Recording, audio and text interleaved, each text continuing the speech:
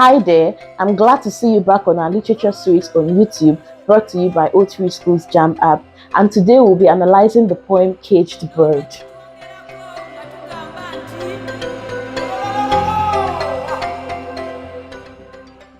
Caged Bird is one of the recommended poems for UTME by JAMB. Now it is a non-African poem written by American poet Maya Angelou.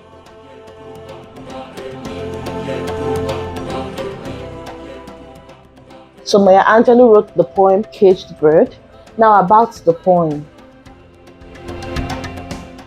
First off, the poem is a free verse.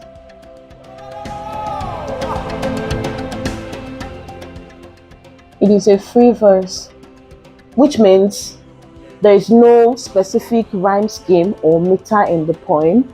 And then in structure, the poem is made up of 6 stanzas.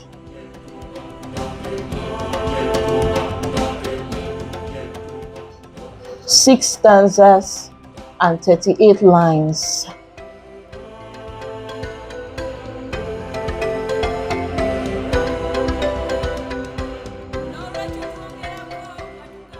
The poem is also an allegory. It is an allegory,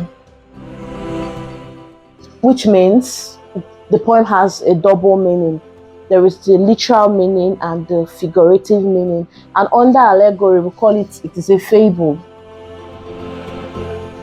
Because animals, bird, were used by the poet in the poem to convey the figurative meaning she wanted to. So in the poem, there is the caged bird and the free bird. The caged bird represents African Americans, while the free bird stands for white Americans at a point in time when racial discrimination was at its peak. Now we'll look at the stanza by stanza analysis. In the first stanza talks about the free bird. The poem begins with the free bird. It focuses on the easygoing and carefree manner in which the free bird lives. In the poem it says the free bird leaps on the back of wind, floating downstream without a specific destination, or as the poem puts it, floating downstream till the current ends. So it is also able to dip his wings in the sun rays and lay claim to the sky. This represents white Americans living freely, being able to do whatever they wanted. They were under no control whatsoever. And this sense of freedom, it made them feel powerful enough to lay claim to the USA, depriving blacks and other races of their basic rights. Now, in stanza 2, there is a very sharp contrast. The life of the caged bird is the exact opposite of the life of the free bird. As opposed to the free bird leaping on the back of the wind freely, the caged bird is confined and limited. His wings are clipped and his feet are tied. As used in this stanza, represents that the freedom of the caged bird was taken away and all it could do willingly was sing, which the songs are now talked about in stanza 3. Stanza 3 talks about the song of the caged bird.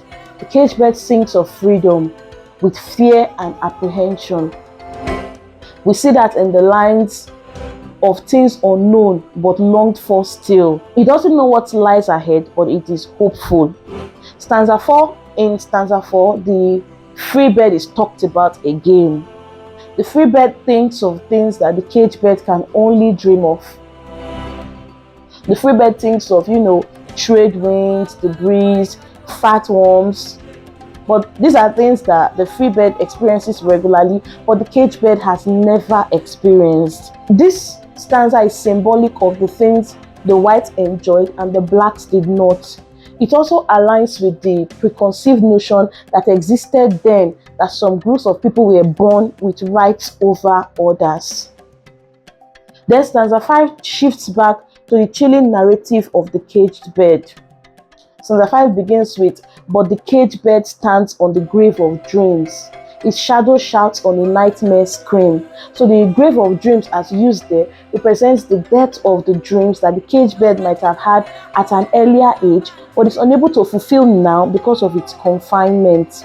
And then nightmare screams refers to, dying hopes of being free one day. At least there was hope that one day we'll be free, but as time went on, that those hopes were beginning to get dashed.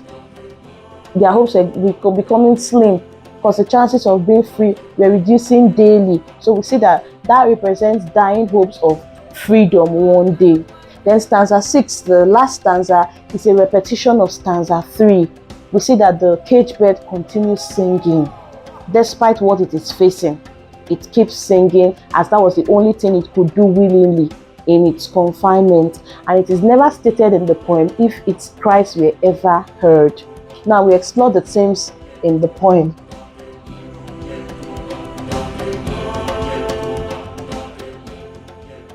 The theme of freedom and captivity.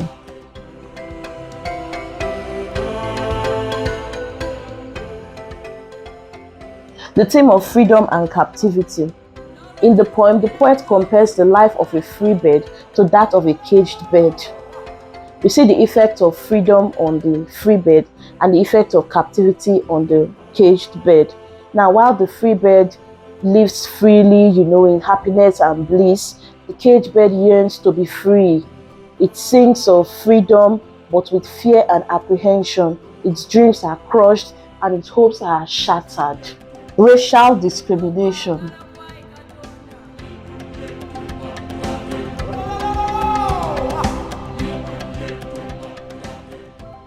Racial discrimination. So the poem is symbolic. We said that before, that the poem is an allegory, in bracket fable, since the poet used animals as symbols. Now the poem mirrors the discrimination of the blacks by the whites.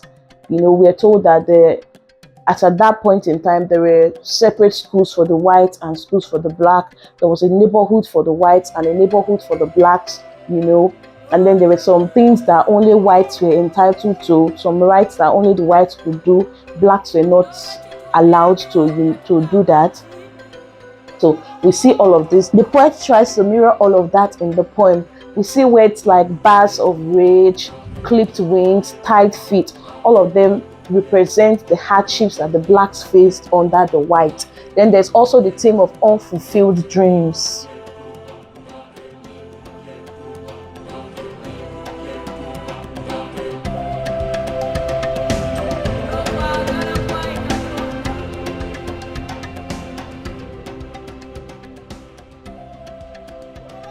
In the poem, the caged bird was unable to fulfill any of his dreams because it was confined, because of its confinement. So it represents Black Americans being unable to fulfill their dreams because of the denial of their basic rights. Most of their rights were denied, and so they were unable to fulfill their dreams. Then that takes us to the poetic devices used in the poem.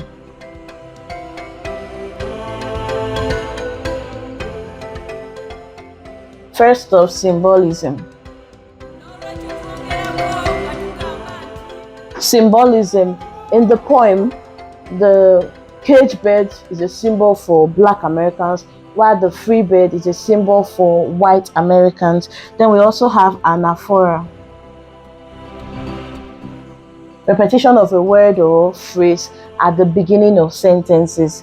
We have his bars of rage, his wings are tied, his feet are tied, his wings are clipped. His repeated here is anaphora. Then also in another stanza there is, and the trade wings, and the fat worms, and he names the sky. So and repeated in the first, and repeated at the beginning of these sentences is also an example of anaphora. Then we have repetition. The word bird was repeated about 5 times throughout the poem. Also his wings was repeated as well. Then we have metaphor.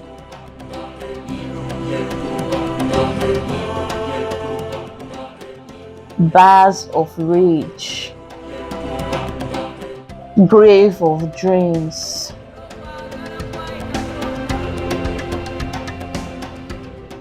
All these are metaphors. Personification, giving human qualities to non-human things. Sighing trees.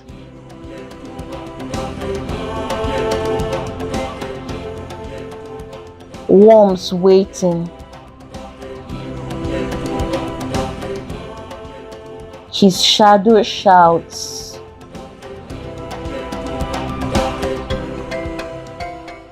All of these are attributes of humans: sighing, waiting, shouting, but they are attributed to non-human things. So those are personification. Then we have alliteration, repetition of a particular consonant sound at the beginning of words that are close to each other in sentences. Here we have worms waiting. A W O sound is repeated. Then we have seldom see. Shadow shouts, like that. That's an example of alliteration. Now let's answer questions on the poem.